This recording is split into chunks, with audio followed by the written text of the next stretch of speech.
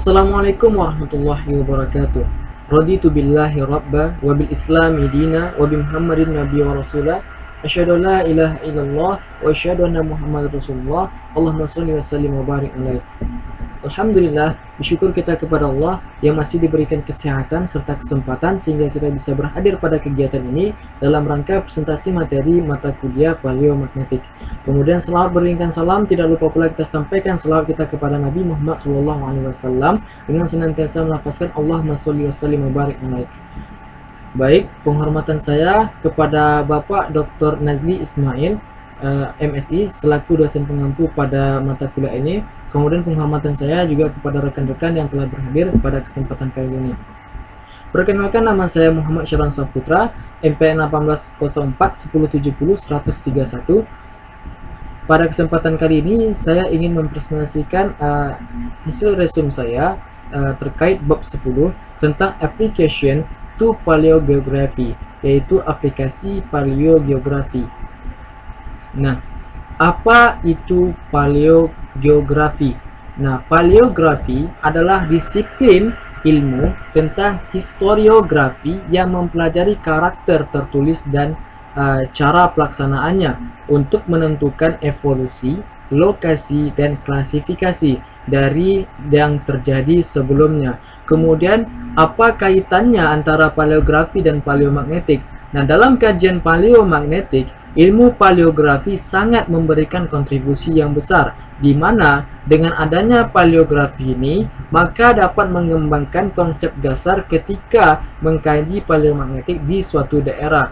Lalu, konsep apa yang digunakan dalam paleografi ini? Nah, dalam kajian paleomagnetik, ilmu paleografi menggunakan konsep hipotesis geosentrik dipol aksial yang menyiratkan bahwa kutub magnet paleo menunjukkan bahwa posisi sumbu rotasi terhubung dengan benua tempat data magnetik paleo berada. Lalu, apa manfaat penggunaan paleografi dalam paleomagnetik? Nah, pengenalan beberapa konsep kunci dalam perbandingan jalur antara benua menjadi gambaran yang penting dalam penerapan paleomagnetisme pada rekonstruksi benua berdasarkan aplikasi paleografis ini. Nah, lalu seperti yang saya sampaikan sebelumnya, paleografi itu menggunakan konsep hipotesis geosentrik dipol aksial. Nah, apa itu hipotesis geosentrik dipol aksial? Yaitu bangunan dasar yang digunakan untuk mengeksplorasi bukti bahwa bentuk sederhana dari medan geomagnetik. Lalu, konsep hipotesis dipol aksial geosentris ini yaitu melalui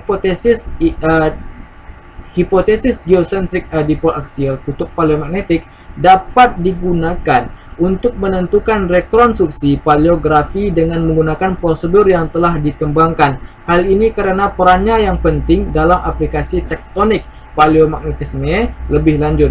Kemudian, untuk menganalisis data paleomagnetik dapat menggunakan data peningkatan jumlah VGP yang digunakan untuk menentukan kutub paleomagnetik. Lalu, mengevaluasi hipotesis GIT untuk interval waktu geologi yang lebih tua, kita gunakan data paleomagnetik seperti gerakan litosfer dan fenomena lainnya. Nah, dari application paleografi ini ada namanya deviasi orbit kedua, yaitu akuisisi set data paleomagnetik masif dari batuan dengan usia kurang dari 5 MA telah memungkinkan resolusi penyimpangan kecil dari medan paleomagnetik rata-rata waktu dari dipol aksial geosentris. Lalu kemudian meskipun rumit secara detail, hasil dasarnya adalah bahwa komponen non-dipol kecil dari medan paleomagnetik rata-rata waktu terlihatnya jelas. Lalu, kutub paleomagnetik dan paleografi. Nah, posisi kutub paleomagnetik yang dihitung dari himpunan VGP, rata-rata situs dapat untuk meringkas hasil studi paleomagnetik adalah menentukan dan menampilkannya. Kemudian, kutub paleomagnetik yang andal akan memiliki beberapa hamburan karena pengambilan sampel yang tidak sempurna. Hal ini dikarenakan dari variasi sekuler geomagnetik, ketidakpastian dalam koreksi struktural, atau efek lain yang tidak diketahui. Lalu jalur pengembangan polar yang jelas. Nah, jadi dari pemaparan sebelumnya kita dapat memahami bahwa kumpulan peta paleogeografis dapat digunakan untuk merangkum hasil paleomagnetik dari suatu benua tertentu. Namun pendekatan ini membutuhkan konstruksi peta paleografi untuk setiap kenaikan waktu geologisnya. Artinya peta paleogeografis dari waktu geologi dan dari waktu ke waktu geologi, dan tidak praktis untuk kumpulan data paleomagnetik yang besar.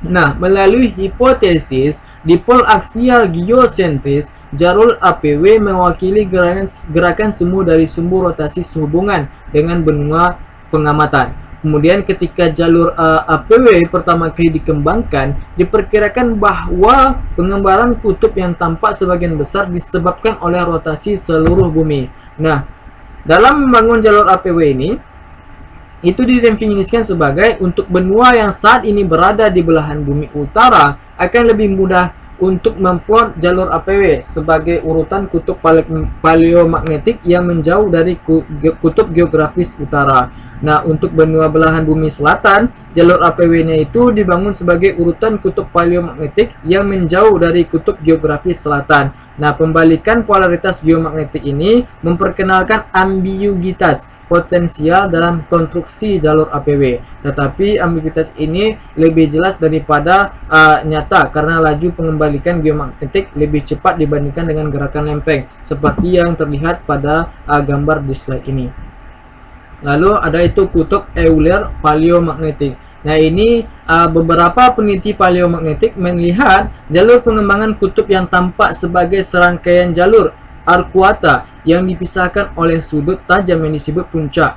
Nah, ini dilakukan oleh Gordon pada tahun 1984. Rangkaian trek dan puncak untuk jalur APW Mesozoikum Amerika Utara ditunjukkan secara skematis pada gambar di sebelah. Nah, setiap lintasan APW dianggap sebagai hasil dari benua yang menunggangi lempengan litosfer berotasi tetap. Nah, trek yang berbeda ini mewakili rotasi tentang kutub Euler yang berbeda, dan puncak mewakili waktu reorganisasi batas lempeng litosfer.